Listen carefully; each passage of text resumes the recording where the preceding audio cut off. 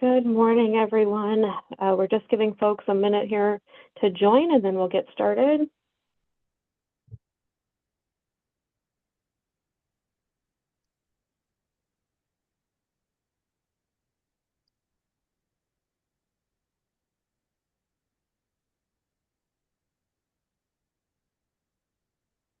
If you're just joining us, we're just giving folks a minute here to jump on, and then we'll get started very shortly.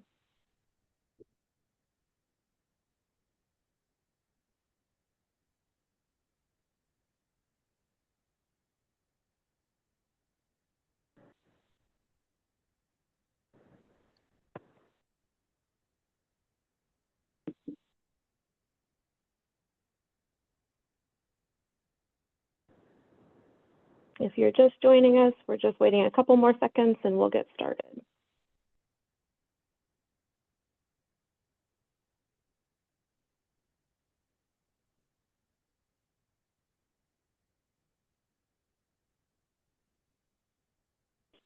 Okay, looks like that's slowed down, so why don't we go ahead and start the recording, and we can jump into today's session. So good morning, everyone. Welcome to our webinar, A Look Ahead, How a New Redistricting Map Could Affect Your Agency.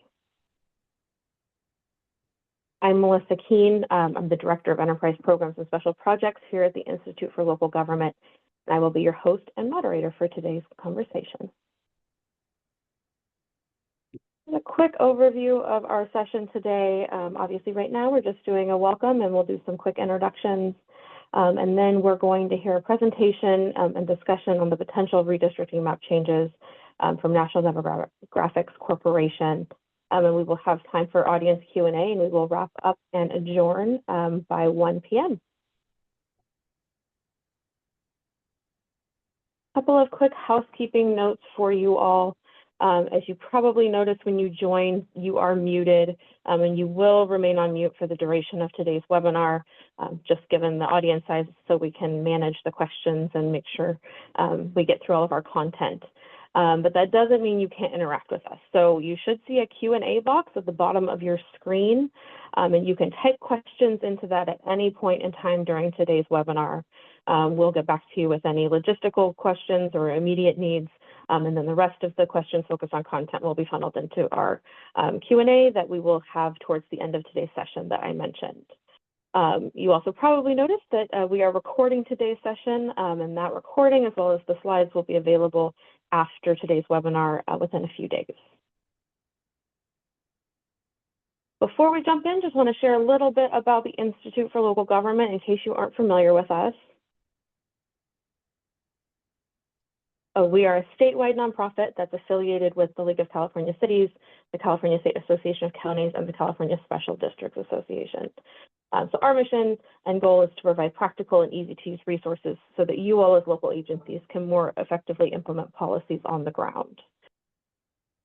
And we do this in a number of ways.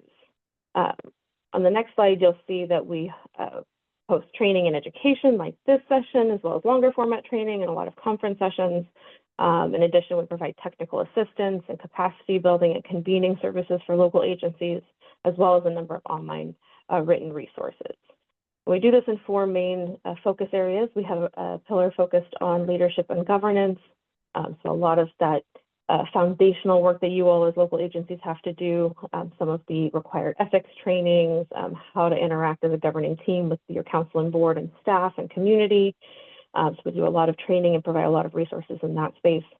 We also have a program focused on workforce development and civics education. So helping agencies address recruitment and retention challenges, create a pipeline into public service. And right now we're exploring non-traditional public sector apprenticeships. We have a program focused on public engagement, so how to be more strategic and authentic and proactive with your community engagement efforts. And a lot of training and resources in that space as well. And then lastly, sustainable and resilient communities. So conversations around housing and land use, climate action and climate resilience, and things of that nature. So if you're not familiar with us, a lot of free resources online. Please definitely visit our website and check that out. And really quickly before I turn it over to Doug and Justin for today's presentation, just want to set the stage for the conversation that we're going to have today. So we're going to be digging into some of the proposed changes to the maps, but not the actual proposition and the polling data and all of that. Today's conversation is really just going to focus on what those proposed changes look like, and how that might impact you all as local agencies as you're working with neighboring cities and counties and districts, what the split of your city or county may look like moving forward, how that may impact your relationships, and et cetera. We will dig into a couple of specific regions where there's significant changes proposed, but if you would like more detail about your specific area, or have questions as we go throughout, again, please definitely drop those questions and comments into the Q&A box, and we will keep an eye on those and get to as many as we can during the Q&A portion of today's conversation. So with that, I will turn it over to Doug Johnson and Justin Levitt to walk us through what some of these maps look like. Great. So thank you very much, Melissa. And as always, thanks to you and John and everyone at the Institute for Local Governments. We always love working with you guys. And hopefully this panel will live up to the tradition of very interesting panels and discussions that come from all ILG events. So as you just heard, I'm Doug Johnson from National Demographics. With me is Justin Levitt. NDC, a lot of you hopefully already know us. We work with local governments doing all kinds of demographic research, mainly around election districts for cities, trustee areas for schools, divisions for special districts. We have drawn, I think we're over 600 projects now. We're either districting or redistricting local jurisdictions for over 450 jurisdictions. So we're very hands-on with local government, working with local governments every day, and so happy to bring this information session to you. As Melissa just mentioned, like ILG, we are entirely nonpartisan. We don't do any work for parties, and our work is very focused in local government. I would say, you know, we work for everyone from Santa Cruz to Huntington Beach and from Santa Barbara to Murrieta. So we work for our clients, not for any political viewpoint or perspective on this. And that's why, as Melissa noted, this presentation is very much the facts, the lines, how it's going to impact the local government. We're not going to get into whether this should pass or should not pass, or the polling or anything like that. This is purely informational for those of you on the front lines in local government and how this might impact you in your work going forward. A little bit of personal background. Both Justin and I are graduates of Claremont McKenna College and come out of the Rose Institute there. I got a PhD in political science from Claremont Graduate University, and Justin has a PhD in political science from UC San Diego. So we do bring an academic approach to this and to all of our work.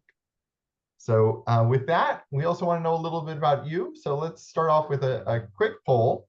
We've got, do you in your daily job regularly interact with members of Congress or their staff?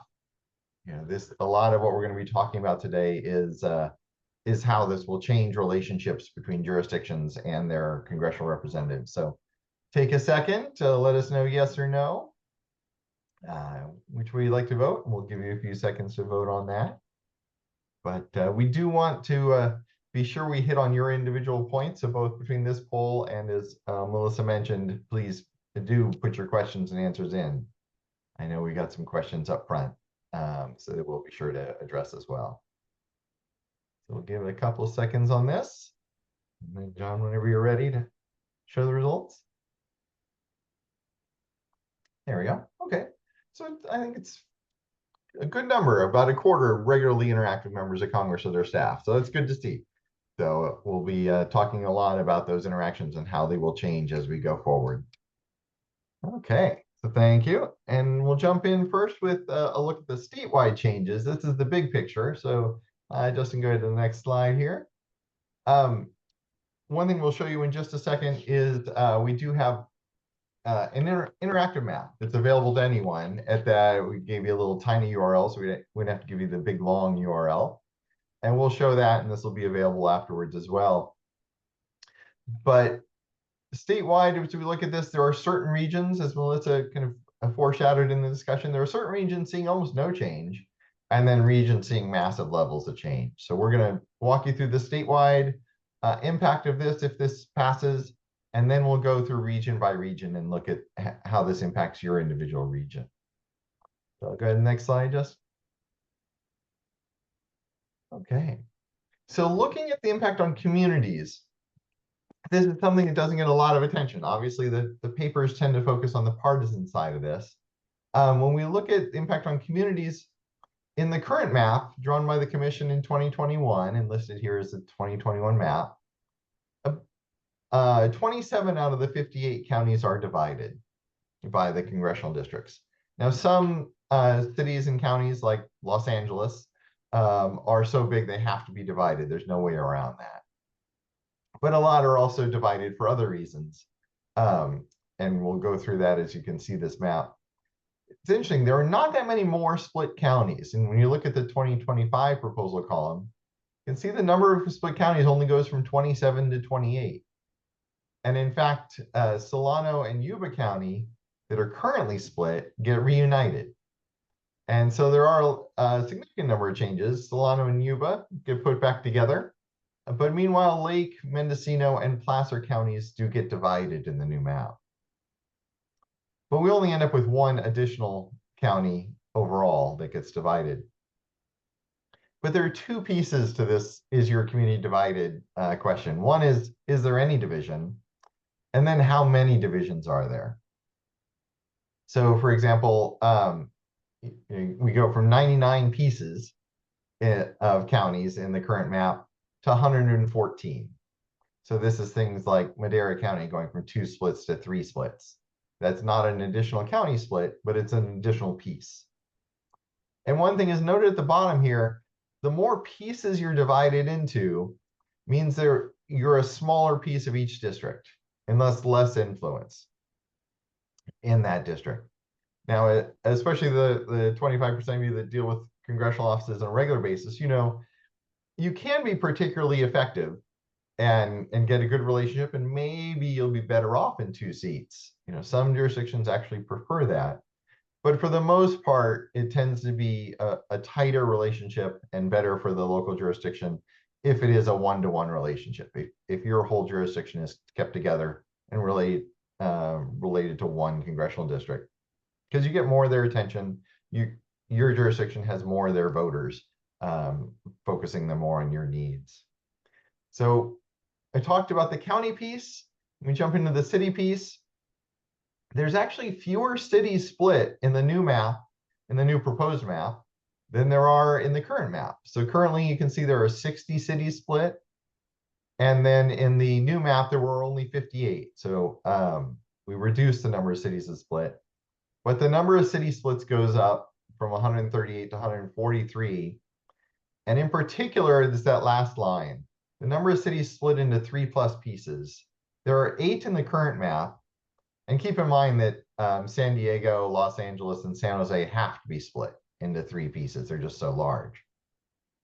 So 5 that don't have to be are split in the current map, plus the 3 that have to be. And in the new proposed map, there are 16. So a significant increase in the number of cities that see 3 or more divisions of their jurisdiction. So not a huge change, except for those cities that get the new 3+ splits in them. If we go to the next slide.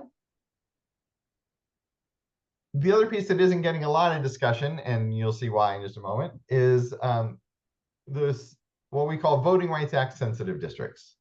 So these are districts that have a tendency or a strong likelihood of electing what the voting rights calls a protected class, or the candidates preferred by a protected class. And the reason it's not getting much attention in the press is there's essentially no change. The number of seats that are 30+% African-American by citizen voting age population, that's CBAP, stays the same. 2 in the current map, 2 in the proposed map. Similarly for Latinos, 16 majority Latino seats in the current map, 16 in the proposed map. The only change is actually a positive one. For Asian Americans, there are currently 3 seats that are 38% and above. And we chose that number because Asian Americans don't, they tend to elect around 40%. And 38% of those 3 current seats, 2 are held by Asian Americans. And now there will be 4. So there'll be 1 additional seat at 38% and above. So the reason you're not seeing much mention of this or much discussion of this Prop 50 amongst the traditionally involved voting rights groups is there really is no significant change in those numbers in the current map or the proposed map. Go to the next slide. Then, of course, as everyone I'm sure has heard, you know, the reason for this proposal is a response to Texas and now additional states elsewhere where Republicans are redrawing the maps to try to draw more Republican seats.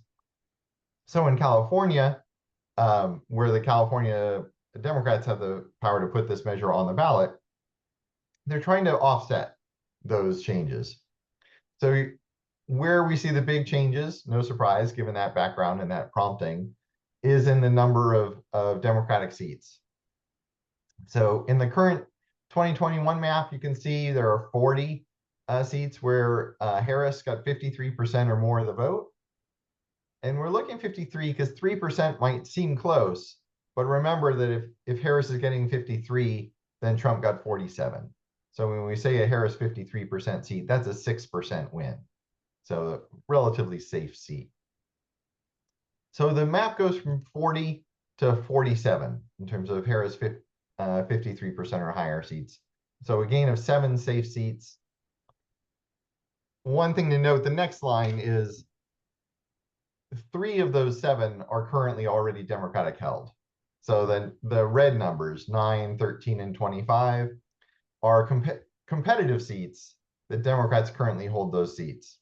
So really what we're looking at is those 3 competitive seats become safe, and then the Democrats gain 4 more essentially safe seats.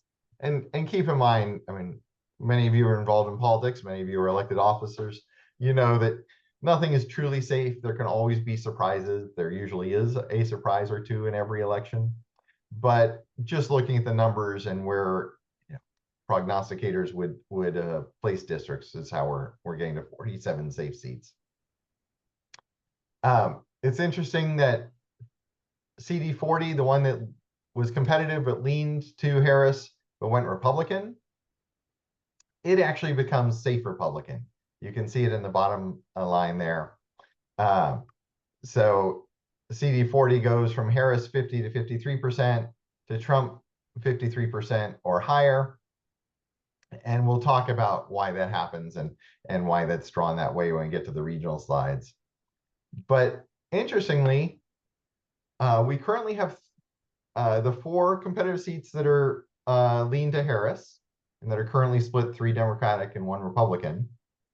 Then there are 3 competitive seats today that lean to Trump in the last election, all of 3 of which are held by Republicans. 2 of those, however, they're bolded here, 3 and 41, go into the safe Democratic category. So we're really going from 7 competitive seats in the map to 1. Congressman I can never say his name quite right, Valado, hopefully I got close on that, in District 22. He has always been the one right on the razor's edge. Every election, all the national pundits are watching his seat. And despite all the redrawing that you'll see in these maps, he remains on the razor's edge and remains that highly competitive seat. And so we do see a gain from 40 to 47, which is really 4 new Democratic seats. And then District 22 becomes slightly more Democratic. So when they talk about picking out 5 seats, they're hoping for that. But don't forget, they're also in this map consolidating 3 seats that are currently competitive would become safe Democratic. We see this kind of discussion similarly in Texas. You see all the headlines, the news just kind of simply say Republicans are picking up 5 seats in Texas. It's really, they're picking up 3 new safe seats that switch from safe Democrat to safe Republican. And then 2 competitive seats that are currently held by Democrats become more competitive. And so when you see the headlines about 5, it's similar to here. It's 3 new seats and then a shot at 2 more, similar to California, where they get a shot at 22. And then just a running down, for those of you that work with the members of Congress, just the individual Republicans in California, how does this impact them? I mentioned District 22 already. Republicans McClintock, Fong, and Obernolte all have a safe seat, stay in a safe seat. Kim is an interesting one. Her District 40, as I mentioned, becomes a safe Republican seat. But it's interesting. One might think, okay, she's happy. She's a Republican in a safe Republican seat. But if you look at the next line, members Calvert and Issa may very well also run in District 40. Both of them have lost their seats. 41 and 48 have now become safe Democratic seats. Maybe they'll run a long shot run at one of those. More likely, if they want to stay in Congress, they will move over and run in District 40. And we'll show you why that is when Justin talks about Orange County. And then the last 2 current Republican members of Congress to mention, LaMalfa and Kiley, their seats both get redrawn to safe Democratic seats. They really don't have anywhere to land. They don't have a 40 to move into. They could mount a long shot run for their current seats. If for some reason McClintock decides to retire, one or both of them would probably run for that seat. But they really are kind of out of luck in the musical chairs happening under if the voters approve this map. So if we go to the next slide. So a lot of detail at the big picture there, hopefully just giving you the big numbers. As we go through this, feel free to click over to this other map. Justin, you want to briefly show it and I'll show them how this works. So we can zoom out. Yeah, there we go. So what this map is side by side. The green map on the left is the current map. The purple map on the right is the proposed new map that the voters are voting on in a month. And as you use the plus and minus in the top left to zoom in, the 2 maps will zoom in simultaneously. So you can see Justin's zooming in on Stockton, Sacramento, and you can look side by side to see exactly how those lines change with the overlay. And then in the top right of each map is you can click on the little double arrow and you'll get this pull down that Justin's showing. And in there, if you scroll up, Justin, let's show them the city lines. Yeah. There you go. It'll actually put your city borders. You can put your county lines on there. And then there's a whole bunch of socioeconomic data that you can turn on. So you can really look in detail at your maps using this interactive map, and it stays up for good. Okay. So hopefully it's useful. And as we talk in general about the splits of the different cities, this is where you come in and see exactly where is that split and where is that line going to be in the new map. So thank you. Let's go back to the PowerPoint.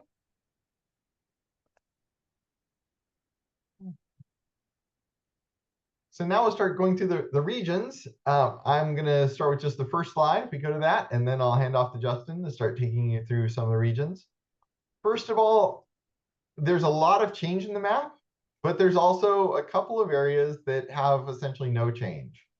These are really areas where all the seats are held by Democrats, and they just didn't redraw them because it didn't do any good for what the goals were of offsetting the Texas gerrymander. So you can see first the Bay Area. Up on the north edge of this map, as Justin will talk about next, when you start getting into the Sacramento and northern districts, there is significant change.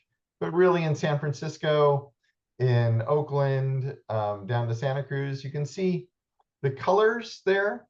The color shading is the old district, as is the kind of shaded and italic number. So for example, down at the bottom, you can see the shaded italic light 19, right above where it says Santa Cruz.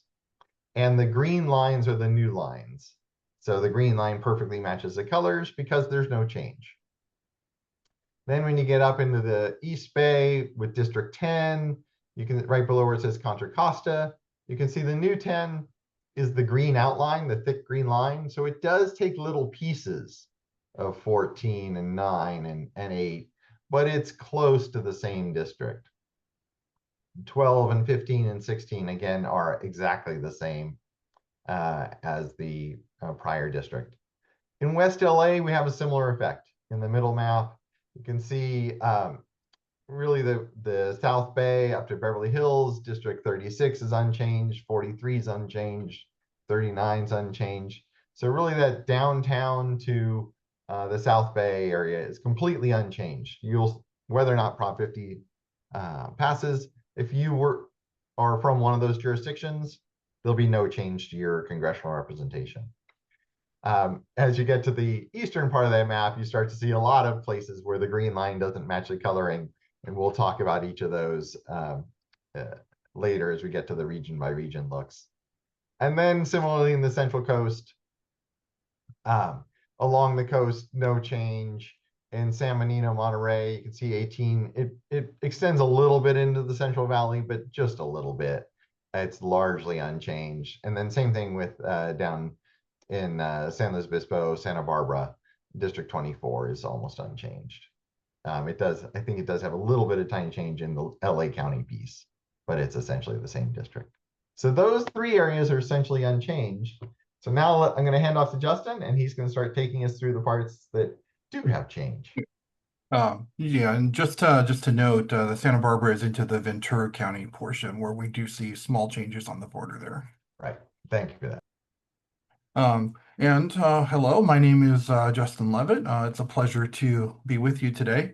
We're going to go through now 5 regions or 6 regions of the state to really look at some of the more detailed pictures of how this particular change will affect certain areas. And we're going to start up in Northern California. And I'd like to start with this map of Sacramento because Sacramento and San Joaquin counties are perhaps one of the most changed regions of the state. And so again, those colors on the background, those are your current districts. The green lines are the proposed new map. And what you can really see just in this overview map of Sacramento and San Joaquin counties is the current districts. District 6 and 7 are mostly based in Sacramento, District 9 almost entirely in San Joaquin County. And you can see the green lines traverse both counties. We want to take a look more generally, and I'll flip back and forth between the viewer and the maps as we go through this, at some of the big changes in Northern California. So I'll take off the counties here quickly, and we can really see that districts 1, 2, and 3, those 3 most northern districts in the state, really are completely redrawn. Currently, District 1 is mostly an inland seed. It doesn't touch the coast at all. While it doesn't touch the coast at all in District 1, it now crosses into Mendocino and Solano County or Sonoma County to get parts of the city of Santa Rosa. In fact, I think all of the city of Santa Rosa is in District 1 now. And that's a really big change because currently District 2, which still remains a coastal district, loses a lot of that coastal portion and instead gains that northern tier of the state. We're talking Modoc County, Redding, and Shasta County, even northern border with Oregon. All of that border is now in District 2 or would be in District 2. District 3 is perhaps one of the most changed districts in the state as a whole. Currently, it includes all the way down to Death Valley. It's really that Great Basin district, starting in the suburbs of Sacramento, Folsom, and Roseville, all of Placer County, and then kind of around Lake Tahoe, and then into Inyo and Mono counties. In the proposed map, it loses almost all of that Great Basin area, including Lake Tahoe, and now really becomes focused on the suburbs of Sacramento, Arden, Carmichael, all the way into that South Sacramento portion, part of the city itself. It trades a lot of that area with District 5 that then takes in all of the all of Inyo, Mono, and Alpine counties. Going back to the slides, let's just switch back here for a second. And of course, we can come back to the maps during our Q&A portion if you have questions about a specific area. One of the great things about our viewer is it lets you search for locations or addresses. Looking at our splits right now in Sacramento, or sorry, let's start Sacramento County.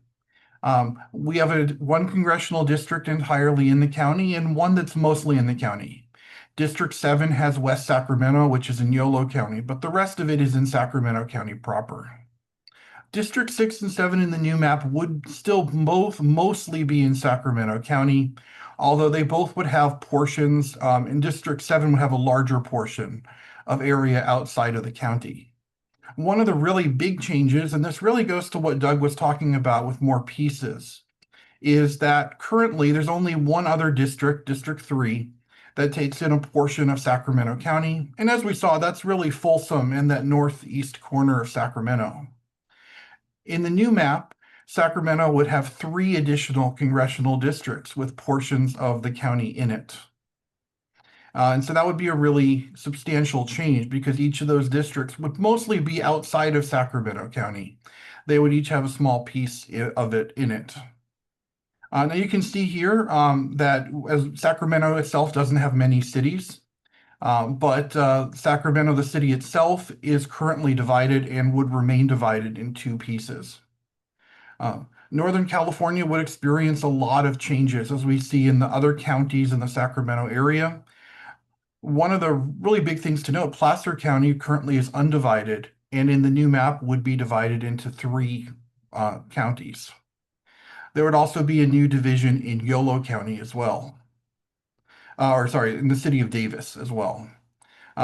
There would also be an additional split of Yolo and El Dorado, and Yuba County would be united in the new map. Looking at San Joaquin County, currently there is no congressional district entirely in San Joaquin, and District 9 would remain a San Joaquin County-based district, but we can see the same pattern we saw in Sacramento County. Currently, District 13 grabs the remainder because San Joaquin County is too large actually for one congressional district. It has to be divided in some way. And so 13 has the remainder of the county currently. In the new map, there would be 4 congressional districts containing pieces of San Joaquin County. And I think Lodi illustrates really well this phenomenon Doug was talking about. Currently, the city of Lodi is undivided. And in the new map, 3 districts would come together in Lodi. And one of the ways the map reduces those city splits is by doing to city like Lodi, choosing them to kind of go in and divide into 3 or more parts. And as we look at the demographics of these and the voting history of these districts, we can really see the big changes that go on in Northern California. Districts 1 and 3 go from being lean or safe Republican seats to being safe Democratic seats or seats that Harris would have won in 2024. Same with District 9 goes from being a competitive, leaning Democratic seat to a very safe Democratic seat as well. Looking at our demographics, you'll see more change when we look at other regions of the state. Northern California is one of our most heavily white regions of the state and remains so in most of our districts. Although you can definitely see that there is more diversity in some of the districts after these lines are drawn. So with that, I'll turn it over to Doug to talk a little bit about the Central Valley. Thank you, Justin. I'm going to do a similar walk through the Central Valley area. You can see the map here. Again, for example, right in the middle, 21 is the kind of bluish green, dark bluish green area. And it looks like it shrinks, right? Because the green line is inside of that. In reality, what it's doing is it's picking up a heavily dense piece of Fresno up right where it says Fresno and giving up some of those rural areas. Other changes, you can see Justin was just talking about District 3 coming radical changes to the Sierras part of 3 and 5, now all swooped up into 5. The other ones are kind of small changes, except for 13. Just blending between the Stockton discussion that Justin just did. 13, you can see it's the brown area. It currently extends down to Fresno, and down below that, kind of to the edges, not into Visalia, but close to Visalia. All of that southern piece of 13 goes away from the district. And the green line going across right below the italic 13 is the new southern border of 13. All that population is replaced by, you can see the old neck. Those of you from the area who remember 2001 and the districts from 2001 to 2010 will remember the Stockton neck, and that comes back. And 13 pushes up into Stockton and gives up its southern end. 22, similarly, you can see it's kind of the olive area. Right now, it's a fairly compact, almost a circle, and then with a little foot coming down into Bakersfield. It definitely gets a much more unusual shape coming up into the edges of Fresno, stretching a little bit farther west, and then giving up some areas around Visalia. That's the competitive seat that remains competitive overall.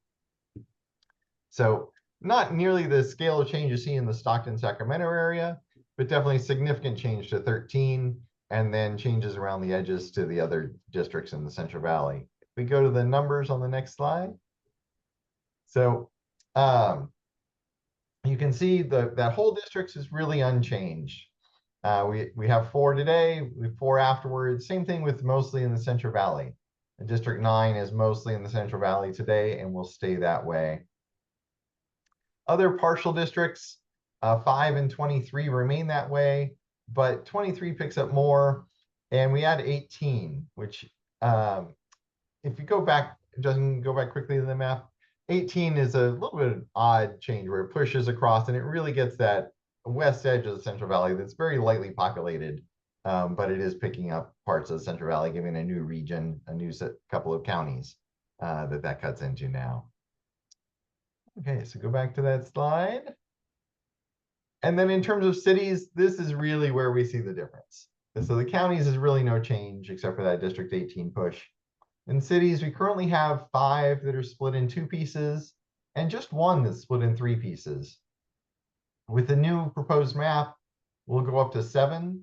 Madera and Porterville are the 2 new ones that get splits. And then Clovis, which is currently not split, gets split 3 ways in the new map. So significant change in Clovis trying to keep its relationships in terms of members of Congress. Right now there's 1 and the whole city is in there. And now there will be 3 that they have to coordinate with. And each one only has pieces of the city. So we go to the next slide. In terms of the partisan makeup, again, we see, as was mentioned at the beginning, 9 and 13 are where Trump got just under 50%, so close competitive seats. And both of those get into the safe, or at least reasonably safe range, with Trump's vote going down to 42.7 and 46.7% of the vote. So even in 13, that's an 8, what is that? From 47 to 53, a 6-point spread now in the new proposed district. So reasonably safe Democratic seats now. Go to the next. Oh, sorry, go back to that slide one more time. It's not highlighted because it's not a big change, but down at the bottom of this table is 22, our only remaining competitive seat in the new map. But it goes from 51.4% Trump to 50.3%. So right on the razor's edge now. Okay. I note that 5 and 20 actually increased their Republican share. Those are 2 safe Republican seats in the Central Valley. Yes. Yeah. Exactly. And then in terms of demographics, just like Justin was saying up north, not significant changes. 21 goes from 56% Latino down to 54%. And as part of the trying to make 22 a little bit more competitive, it picks up 1% more Latino population from 64.5% to 65.5%, but not significant change in the demographics of any of the districts. Okay, and then I'll hand back to Justin to talk about Orange County. Orange County, unlike the Central Valley and maybe Los Angeles, the Bay Area, is one of our most changed regions and perhaps the biggest in terms of new splits and divisions. We have been looking, both Doug and I are from Southern California, and so Orange County has been an area where we've done a lot of work in the recent years. And you could really see on this map how small changes have really mean big changes to Orange County. Small changes in lines mean big shifts in numbers. Again, that gray, the colors, the grays, the greens, those are our current district boundaries. The green lines would be the proposed district boundaries. And for those of you who are wondering maybe how the map changed since it was first introduced, the one change made to the map from the original map to the adopted version was actually in Orange County in the city of Santa Ana. Two different versions had a small change entirely within the city of Santa Ana. Looking at our splits in Orange County, it may on the surface look like we still have our two districts entirely in Orange County, districts 46 and 47. And we'll talk more about District 40 here in a second, but District 45 remains a mostly Orange County seat. Notice that District 40 is not mostly an Orange County seat. That's something we want to come back to, especially as we look at Orange County and the Inland Empire together. We see a big change in the number of partial districts. Orange County currently has two partial districts, and one of those, 38, only contains about 30,000 residents in the city of La Habra. In the new map, Orange County would actually be divided or have pieces of 5 districts. This includes a new district that's being moved from the Inland Empire into suburban Los Angeles, Congressional District 41.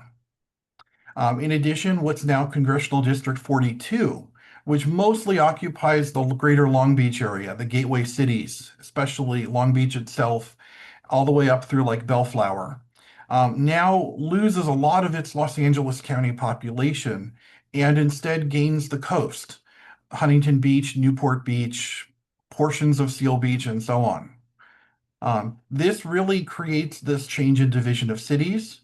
There are currently 9 split cities in Orange County. This map would increase it to 11. And currently, each of the cities in Orange County that are split are only split into 2. 5 cities in Orange County would now be split into 3 in the new map: Anaheim, Fullerton, Placentia, Seal Beach, and Santa Ana. And just to kind of show you what that would mean, I want to zoom in on the city of Seal Beach because Seal Beach is only a city of about 20,000 people. We'll turn on the cities here so we can see them. And essentially, Seal Beach would be split 3 ways. The coastal portion would be in District 42. The northern area, north of the 22 freeway, would be in Area 41. And the remainder, which is basically the military base itself that gives Seal Beach its name, it will be in 45. So a small city split into 3, just like Clovis and Lodi. It seems to be a recurring pattern in the maps.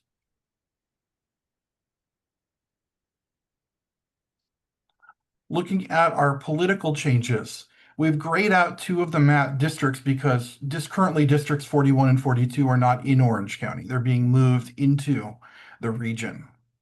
And we can see here that District 40 is being made safer, while several other districts, including 47, 49, which are currently competitive districts, are being made more democratic.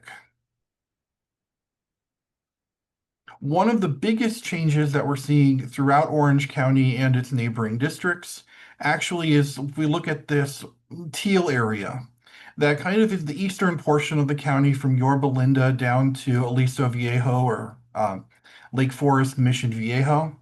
As we can see here, the green lines cut that area into, I think, 4 separate districts.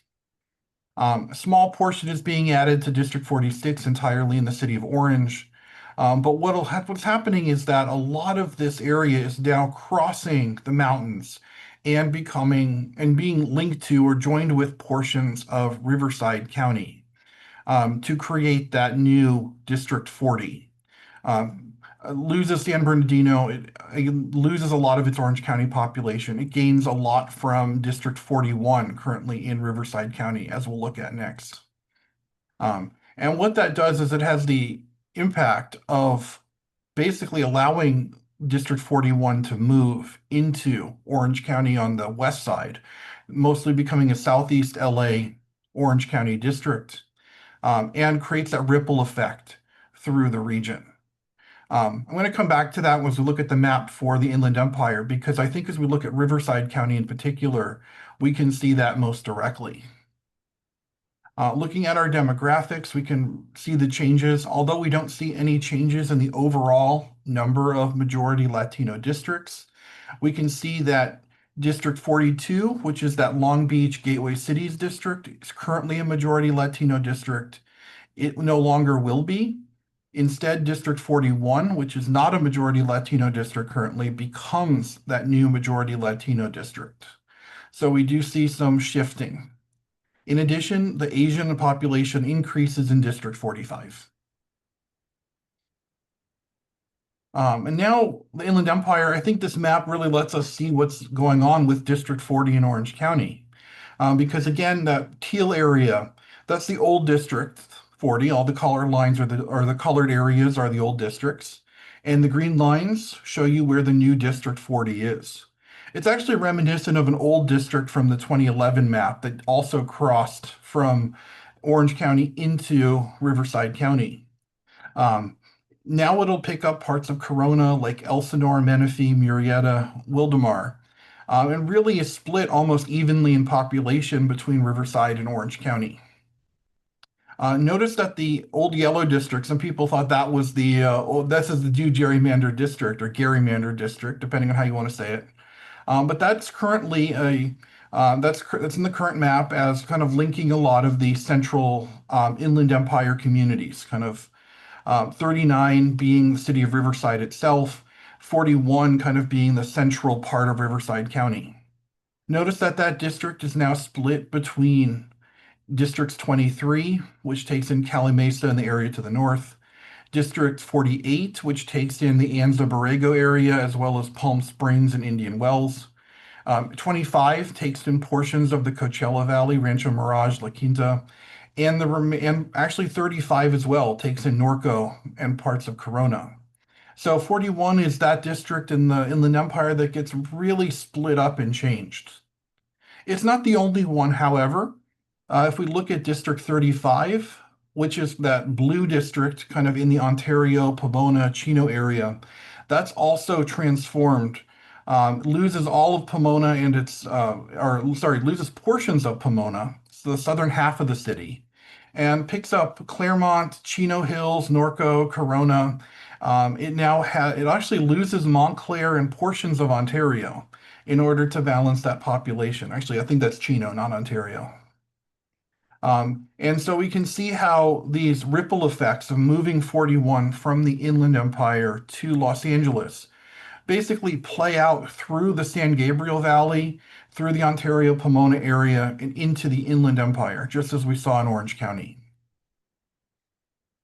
Looking at our city splits, our county and city splits, we actually see a reduction in the number of whole districts in the Inland Empire. 41, of course, is being the one that gets moved into Los Angeles and Orange County. This also means that there are now 4 partial districts, with District 31 currently mostly in the San Gabriel Valley, extending into the Inland Empire. This is actually one of those regions where there's a reduction in splits, but even more so, there's a change in the cities that are split. So currently, for example, Chino Hills is split. In the new map, the city of Chino itself would be split. Similarly, Colton would no longer be split, but the city of Montclair is split in the new map.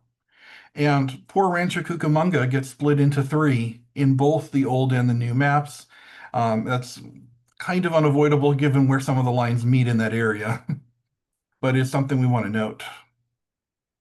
Looking at the changes, we can see how those, in terms of the partisanship, we can see how those numbers really play out with District 40 being made a very safe Republican seat, and Districts 41 and 48, as well as 25, losing some of their Republican, so it's some of their Trump vote share. Turning to our demographics, we see here the same pattern that we saw in Orange County. We don't see an overall change in numbers, but we do see individual shifts between districts. In this case, 41 losing or becoming a majority Latino district as it's moved to LA County. And finally, part of all of this is what's going on in San Diego County. And this is where I currently live. It's where I did my grad work. And so it's something that I was really interested to see the changes. As it currently stands, there are 4 districts kind of on the coastal part of Orange County and inland District 48. You can see that in the colors. The green lines show where the current lines would be. And in some ways, the biggest change is that all of the districts would take portions of 48 with that inland district, and 48 would extend westward to include Vista and San Marcos and portions of Escondido. Part of what this has the effect of doing is dividing the East County portion of San Diego and making District 48 no longer a safe Republican seat. We can see here, because of its location on the border, there's really not a lot of ways to divide San Diego any more than it currently is. We see one change in the number of cities that are split from La Mesa to Oceanside being the 3rd city divided. And the city of San Diego itself gains a piece of 48, which it didn't have beforehand. Now, where we do see the change in that partisanship data, 48, the inland portion of San Diego County, that was our safe Republican seat. It'll now be a safe, or at least very heavily leaning, Democratic seat. And we don't see a big change in our numbers here. The 52, the border district, was already a majority Latino seat and remains so. And so with that, I'm happy to talk about any more regions during our Q&A, but I want to turn it over to Doug to wrap up in terms of what this means for the future. No surprise, most of the attention has been on Prop 50, the vote, and what it will do right away today. But we will also want to have you thinking long-term. Most of the initiatives that local governments undertake with the federal government are long-term funding for projects and long-term relationship building. And we could be in for a very interesting situation. So the commission redrew the lines in 2021. You've been working for 4 years now, building relationships under those new maps.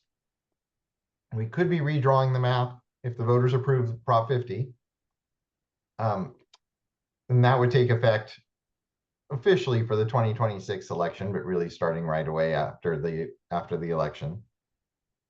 And then in 2030, we have a new census and a new 2031 redistricting. Under the language of Prop 50, the commission will return in 2031 and will redraw the map. There are a couple of different things coming together in 2031, though, that could kind of result in some chaos. So first of all is that California, while our population has stopped shrinking, is growing very, very slowly. And so we're not keeping up with the national growth in population. So regardless of the redistricting map and whether or not Prop 50 passes, California is looking to lose somewhere between 3 and 5 congressional districts that would be lost to other states in 2031. Now, we lost one in 2021. That was the first time the state had ever lost a seat. Losing 3 to 5 could be a fairly politically traumatic experience as the state legislature and the congressional delegation wrestle with how to redraw the map when there are fewer seats. And in this case, the commission draws the map, and the legislators and the congressional delegation try to figure out where they land in that map. This will in particular hit LA and Orange County because looking at just at those 2 counties, today they have 21 districts between the 2 counties.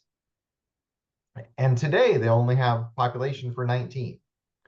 So of those 3 to 5 that will go away, if the redrawing was today, 2 of those would be a loss from LA and Orange County, and that could be getting up to 2.5, maybe even approaching 3 by the time we get to 2031. So there, as Justin walked through in the Orange County, kind of East LA County areas, there's a lot of redrawing, and that may see some major redrawing again, just because of lost population. A little bit of that could be offset, however, by District 40 pushing into Riverside County, because the Moreno Valley, Temecula, Murrieta corridor there is still growing. That gives a little bit of population to offset some of the loss if Prop 50 passes. But either way, we'll be looking to lose a significant number of districts in 2031.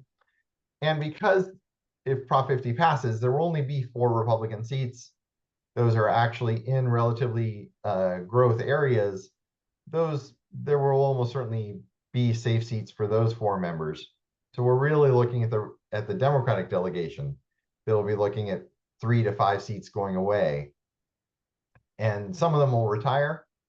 Some of them will end up paired, and others will move in order to then run for seats. So we'll already have, regardless of whether Prop 50 passes, a very dynamic situation in 2031. Now, if Prop 50 passes, we add into that already dynamic situation a map that doesn't follow any of the commission guidelines by its own admission. No one's claiming that it does. It's drawn to offset the Texas map. That's pretty inarguable. But if the commission comes back in 2031, they would then, of course, follow the commission rules. And so things like maps being redrawn, all these triple splits of cities, the additional splits of counties, those will probably get backed out in the 2031 map, which will then likely pair an additional 4 to 6 incumbents that would likely all be Democrats, as I mentioned. The 4 Republicans are kind of set for 2031, whoever ends up winning those 4 seats. So we'll have a group of Democrats displaced by Democratic members of Congress displaced by just population loss, and then another group of Democratic incumbents who will get displaced by the commission re-implementing its criteria and how the lines get drawn. So we could have as many as 10 Democratic incumbents kind of not knowing where they're going to land or ending up facing each other. And as we talk about when we put this together, there's no talk of implementing an independent commission in Texas, right? So Texas is going to again be a partisan gerrymander in 2031. So while all the talk about Prop 50 is this is a temporary reaction to Texas's mid-decade redrawing, we could very well see another similar push in California to say, well, Texas is being partisan again. Maybe we need to suspend the commission again.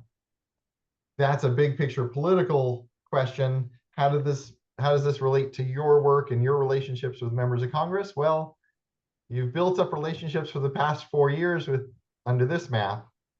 If Prop 50 passes, you'll have a whole new set of relationships in many cases. Just keep in mind, in 2031, you could be going back to something like the 2021 map or to a whole new map.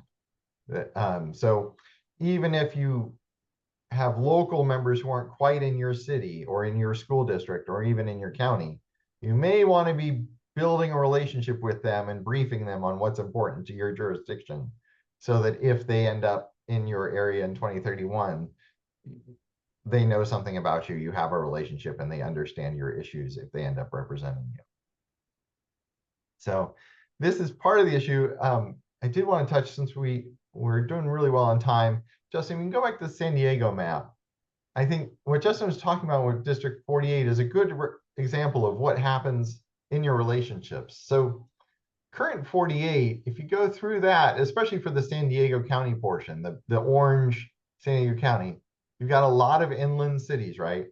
A lot of similar issues, rural issues, city-tribe relationships, fire danger issues.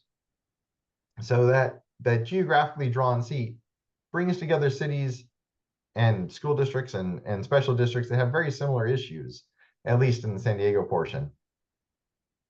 Then when you get the new maps coming out, now that inland area is split. You've got 52 picking up the southern communities. You got 51 picking up the central communities, 50 picking up, Poway, Ravina, those areas, 49 picking up some more inland communities.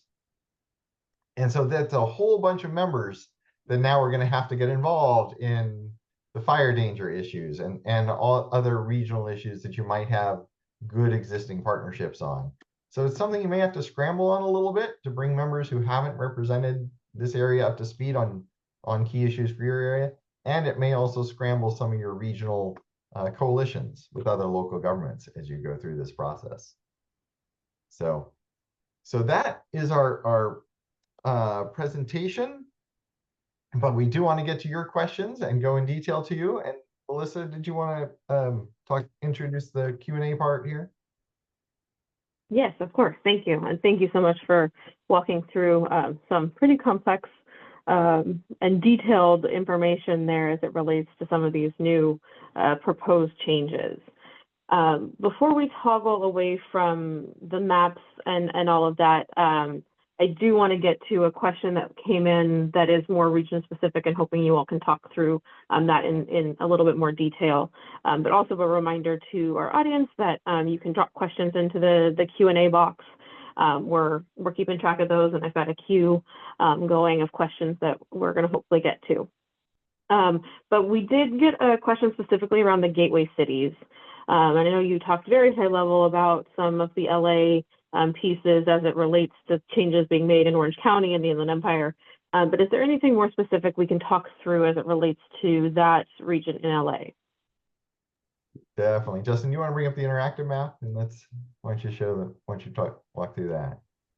Sure. Because, yes, the gateway cities are ground central. And once you close the two legends there, yeah, see better.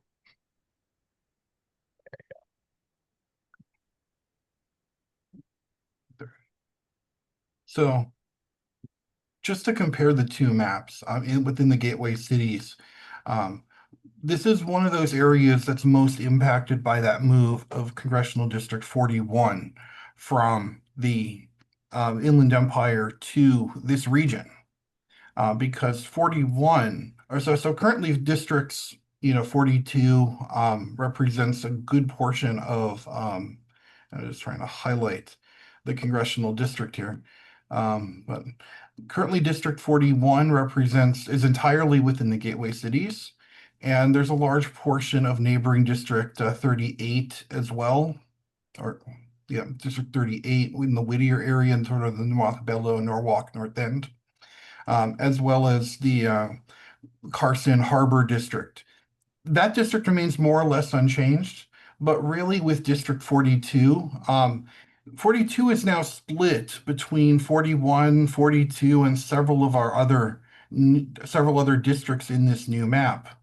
In particular, District 45, which currently just has Cerritos and Artesia, also now moves in to take a portion of Hawaiian Gardens, of Lakewood, even into Norwalk. So there is actually more divisions within the Gateway Cities region in the new map. And it's worth mentioning, so if you have a relationship with Representative Garcia's office, for example, if you're in Long Beach, Bellflower, Downey, that area, Representative Garcia loses everything except Long Beach. So his district takes a huge impact Long Beach and Signal Hill, of course. Yeah. And then he gets extended down into Huntington Beach, Steel Beach, Newport Beach. It's a whole new district for him except for that Long Beach, Signal Hill core. So he'll have Long Beach and Signal Hill, but none of the other gateway cities. And then we get 41 that moves in as a whole new district, just going purely off what they're announcing publicly. All this indications are that Congresswoman Sanchez will actually move into the new 41 and run there. and then Supervisor Solis will run in Sanchez's current 38. And so you'll still have Sanchez, even though the number changes. But it will be a whole new set of cities and jurisdictions in that district that she has to build relationships with.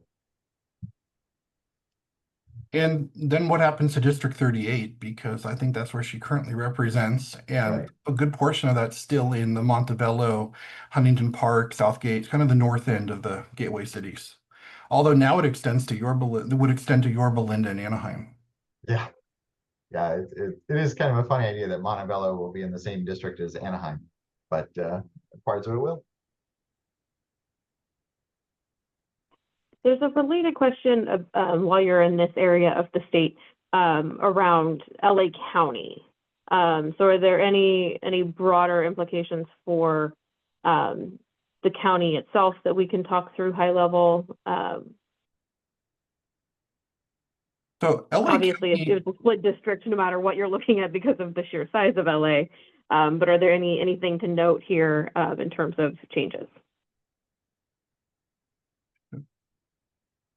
well, I'll just start by saying that LA County is one of those counties with the increase in the number of divisions.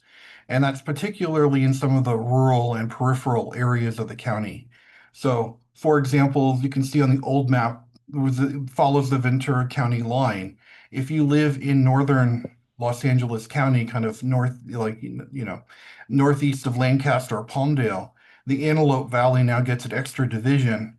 And so if you represent an agency in that area, now you'll have to reach out to the representative from District 26 as well.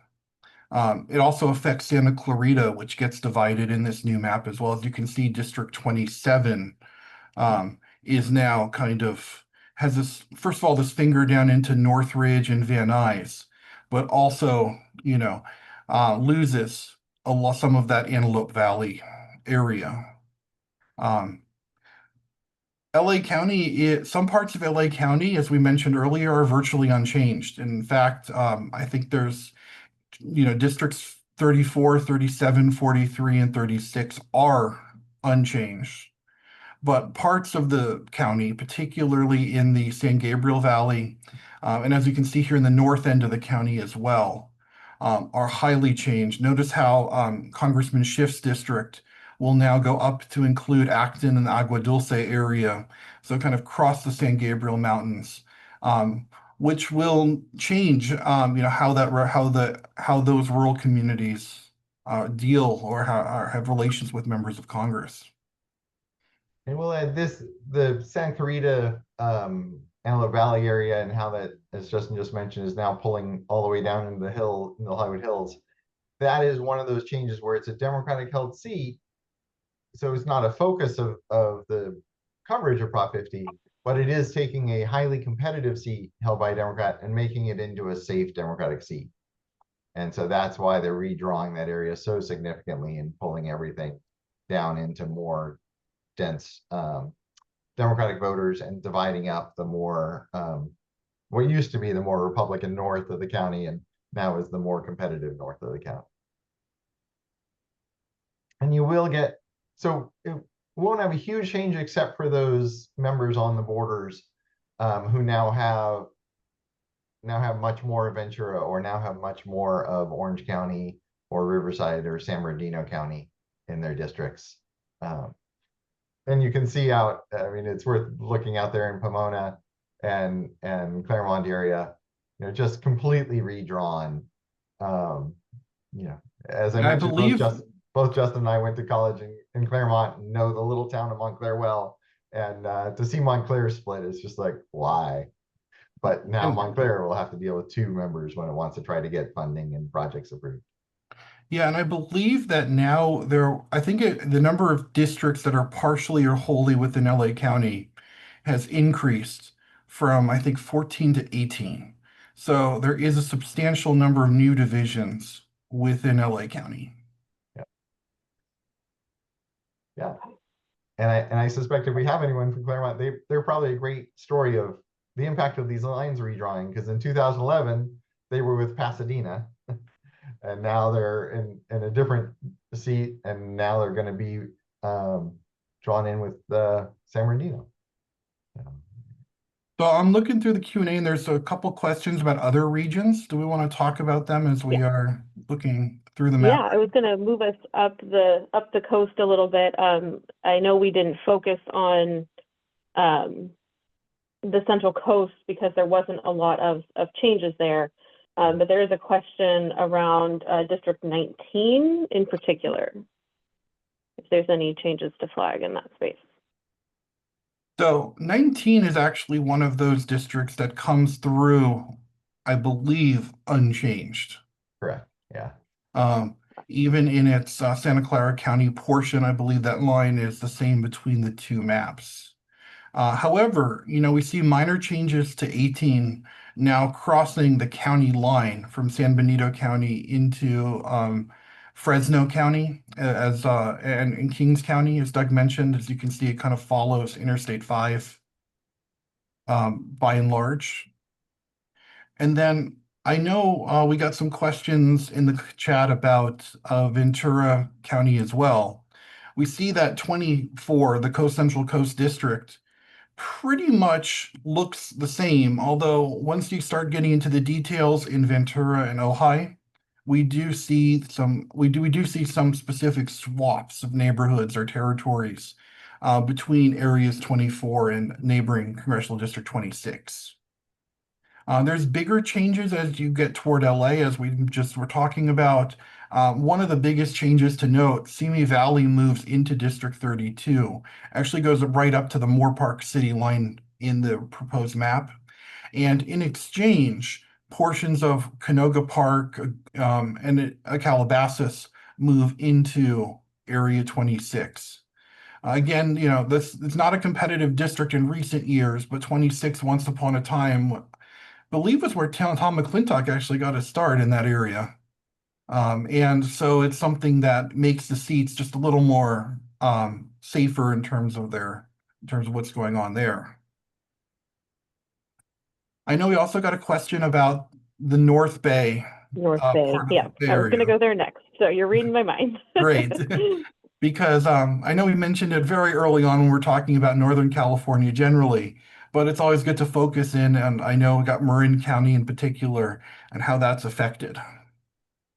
Marin County itself remains similarly positioned. However, Marin County, which in District 2, is one of the most changed districts. So I never thought we'd get a Modoc to Marin County district, but that's what the new map would create.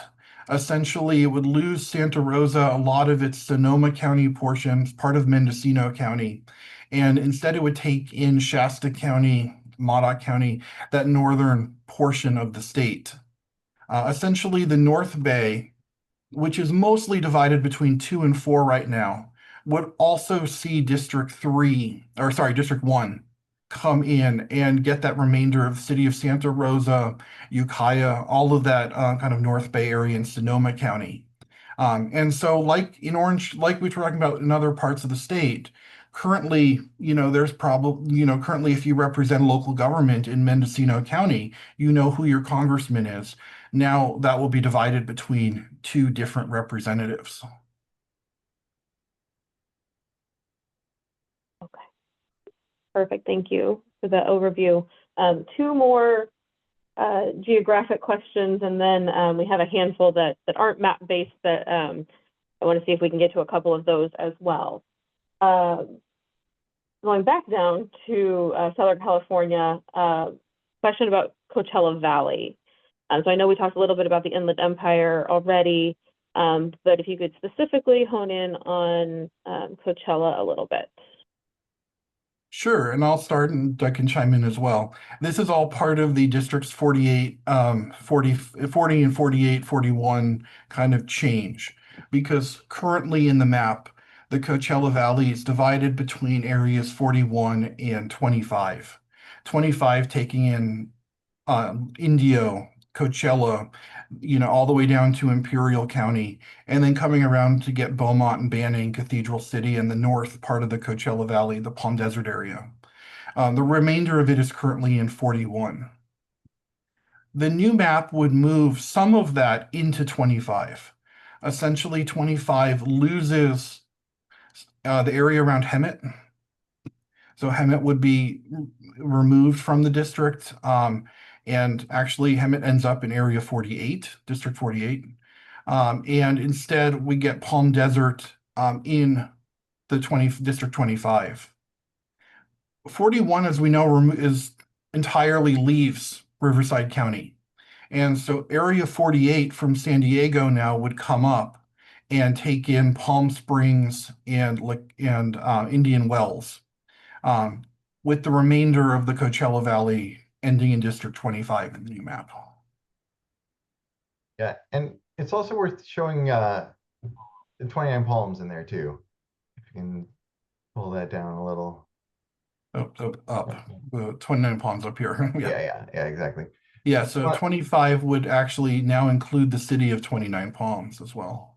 Yeah, and this is one of those issues when we think about, federal relations for these local jurisdictions. So the portion of the big base up there that's in the city will now be in one congressional district, and the portion of the base that's not in the city will be in a different congressional district. So that and for people who live in Joshua Tree area, notice that Yucca Valley and most of the park itself is actually, the park is split between the two districts, would be split between the two districts. Mm-hmm. Yeah. And so instead of, in the current map, because of the obvious ties of the bases, you have a member of Congress who has both 29 Palms base and the unincorporated base area. Obviously a lot of focus on that base. Now you'll have the 29 Palms piece be in a district that goes all the way down to the Mexican border. I think you just addressed the next question that I was seeing, which was around 25 in particular. So I don't know if there's anything else you all want to clarify on that. Well, I'll just note that 25, so right now, area 25 goes northward to include Needles and has all of the Arizona border in area 25. The new map would actually take 23 down past Blythe to most of that Riverside County portion of the Arizona border, with only Imperial County being left in 25 on the eastern end.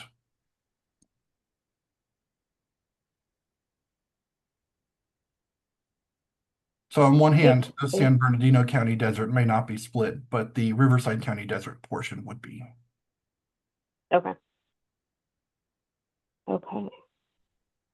Okay, so I think we can toggle back. I'm sure we may get some additional questions here, but would we be able to drop, or if you already dropped this link into the chat for folks so they can look at it on their own? I can do that. Perfect. We'll also share the link in the follow-up email we send out so that you all can access it and look at some additional details for your jurisdiction as you would like to. But we also have a few questions that weren't specific to the map itself. So I just want to talk about a couple of these since we have a few more minutes.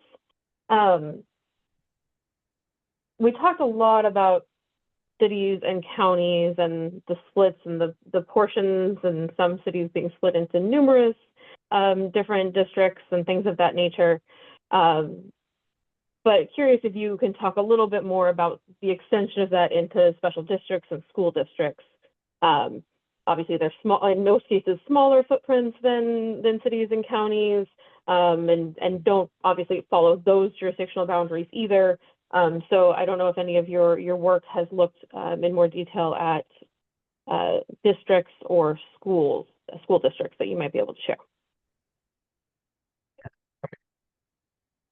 So all the issues that we've talked about with cities and counties and their relationships changing, to the extent that school districts have relationships with their congressional office, all those messages apply as well, right? To your point, if we had tried to put them on the map, there's so many school districts that would have gotten very hard to follow. But certainly we're seeing the same impacts, the same splits, or the same increase in the number of pieces when we look at school districts. And special districts, we work with a ton of special districts. We love you all, special districts. I would say, especially for healthcare districts, where federal funding issues are such a big issue right now, this is a really rough time for them to be scrambling and having to explain their local issues to a new representative, and then possibly having to go right back and explain to somebody else new in 2031. So these are particular challenges for especially those staff that interact with congressional offices for healthcare districts and other specials. But I think all the issues we've talked about, especially the inland San Diego, all those fire protection districts that now really I think are united and closely related to Representative Issa, who happens to be from 48. Now we'll be dealing with a number of members of Congress and having to get their attention on their issues, which will be which is always a larger challenge when you're a smaller piece of the district. Justin, I saw you come off mute. Do you have anything you want to add there? Well, and just to note that a lot of the new lines that are really focused on the city boundaries, because that's in the commission criteria to some degree, really ignore where a lot of those special boundary districts are. And so we see in the new map that very little concern was given to how those are divided. And like to echo what Doug was talking about, it will mean that a lot of school districts are newly split, even just by a few people, because, you know, they're following the city boundary rather than the school district or the special district boundary. A complicating factor when you have all of these local agencies overlaid on top of each other, and the boundaries are not all nicely aligned, right? Well, and I would just note a lot of, especially for the medium and smaller school districts, a lot of the federal relationship goes through the county superintendent's office. So all the things we were saying about the counties certainly apply in that context. Mm-hmm. Any specific impacts on, this is related essentially to some of these smaller jurisdictions we're talking about, but impacts on smaller population sized or geographic sized jurisdictions that they might want to be thinking about? I would say, especially for those that get isolated. So like we were just talking about 29 Palms, you know, it's currently in a district with most of San Bernardino County. You know, the member of Congress is going to listen to the collection of small towns from San Bernardino County. Now it really is isolated. It's the only small, well, there might be one more, but though that little pocket of San Bernardino now has to get the attention of a member of Congress who is overwhelmingly Riverside, Imperial, and area south, and is obviously going to be focused down there. On the flip side, Calamasa, you know, now has to figure out how to get a relationship with the San Bernardino member of Congress.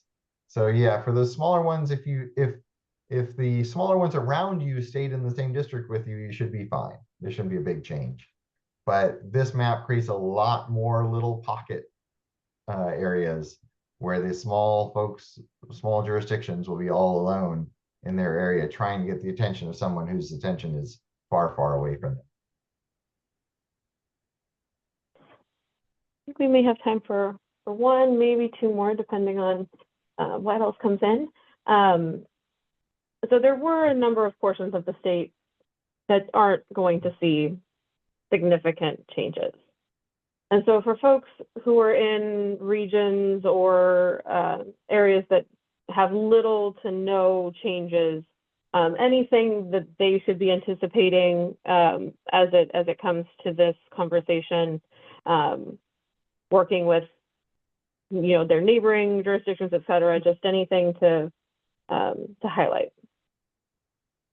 One thing I would suggest, and Justin, you may have other ideas too, is to, if Prop 50 passes, pay close attention to what more impacted jurisdictions do and how they handle it, because that it's an interesting coincidence that population loss that is going to lead to the state losing 3 to 5 seats in 2031. That is primarily in the 3 areas that aren't impacted by Prop 50, you know, the Bay Area, the Central Coast, and West LA. So if Prop 50 passes, they'll kind of escape the impact now, but they're likely to be very heavily impacted in 5 years. So I think they can hopefully learn a lot from what their neighboring jurisdictions go through this year.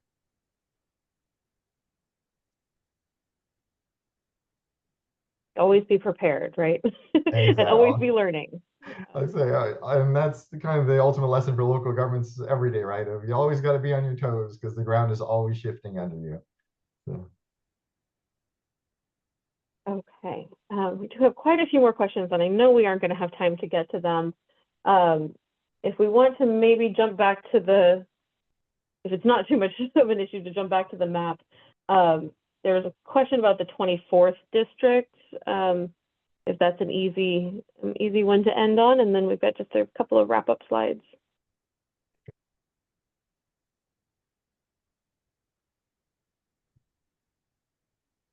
Sure, and I'll just mention the Central Coast we know is one of the slowest growing areas of the state, so it's definitely one of the areas that's likely to be impacted, especially the San Luis Obispo, Santa Barbara portion of the Central Coast.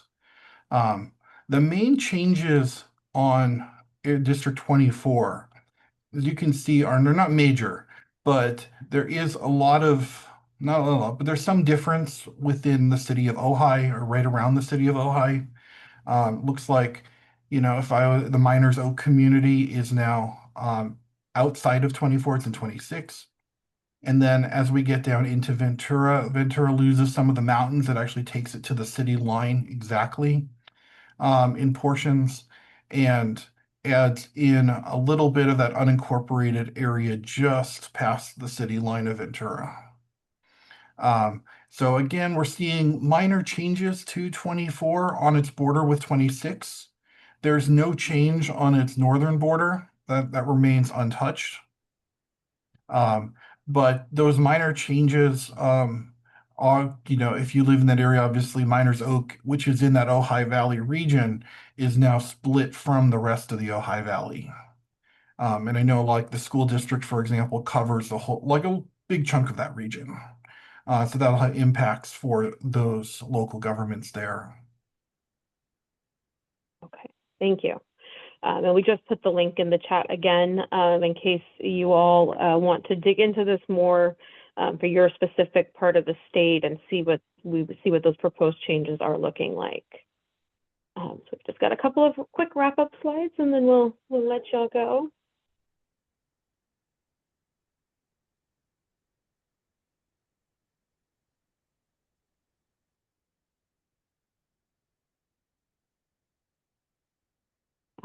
Just a quick note, if you aren't already connected with us at ILG and are interested in more of our trainings and webinars and resources, please connect with us online. You'll see our social handles there, sign up for our newsletter. That's a great way to stay in touch with upcoming events and webinars and trainings that we will be putting on. A quick reminder, and I know this was dropped in the chat too, that today's session has been recorded. We will be sharing that along with the slide deck and resources within a few days. So please stay tuned for an email from us to that effect. And then lastly, just sharing our contact information. I know that we did not get to all of the questions that came in today just because we didn't have hours and hours to spend with you all. So please don't hesitate to follow up if you have a question that we didn't get to or something pops up after we jump off today's call. But I definitely want to thank both Doug and Justin for sharing their in-depth view of the changes to the proposed changes to these maps and what those splits might look like moving forward, and really doing a deep dive on some of the regions of our state. And I want to thank our attendees for joining us over their lunch hour to learn more about this proposed change and where things might go. So Doug, Justin, any final thoughts before we let everybody jump off for this afternoon? Just want to say thank you again to ILG and to you, Melissa, for having us and for putting this together. Yeah, thank you to ILG and thank you to everybody for coming. All right. Thank you all, and we'll see you next time.